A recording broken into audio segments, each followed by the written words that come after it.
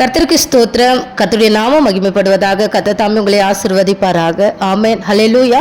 நம்ம இந்த வாழ்க்கையில, இந்த உலகத்துல, இந்த தேசத்துல, நம்ம எந்த இடத்துல எங்க இருந்தாலும் சரி, நம்ம மனிதர்கள் இன்னொரு மனிதர்களை சார்ந்துதான் வாழ்க்கை போயிட்டு இருக்கு. ஹல்லேலூயா.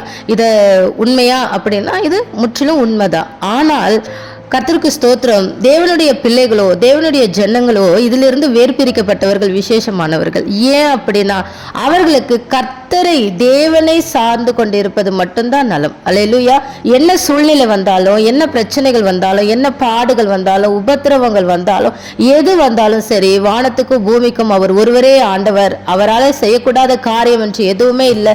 வியாதியா இருக்கட்டும், கடன் பிரச்சனைகளா இருக்கட்டும், என்ன காரியமா இருந்தாலும் தேவனால் கூடாத காரியம், அதை சரி செய்யவே முடியாது, அதிலிருந்து உங்களை எழுப்பவே முடியாது, காப்பாற்றவே முடியாது அப்படின்ற வார்த்தை தேவனிடத்துல இருந்து வரவே வராது. அல்லேலூயா. நீ நம்புகிறது வந்து கர்த்தராலே வரும். ஆமென். அல்லேலூயா. அவராலே உனக்கு நல்ல நன்மைகள் உண்டாகும்.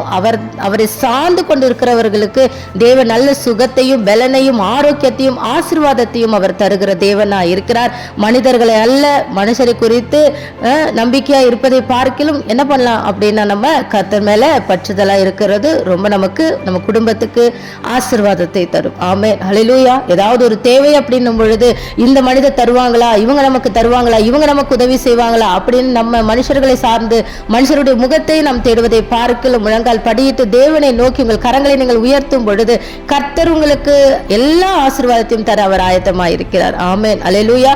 நமக்கு தேவையானது ஒன்றே ஒன்று, அவரை அண்டிக் கொண்டு இருப்பது மாத்திரம் நமக்கு நலமா இருக்கும். நம்ம வாழ்க்கையில நலமா இருக்கும், நம்ம குடும்பத்துல நலமா இருக்கும், நம்ம ஊழியத்துல நலமா இருக்கும், நம்ம சபையில நலமா இருக்கும். கர்த்தருக்கு ஸ்தோத்திரம். அவரை மாத்திரம் சார்ந்து கொள்ளுங்கள். கர்த்தர் உங்களை ஆசீர்வதிப்பாராக. ஆமென்.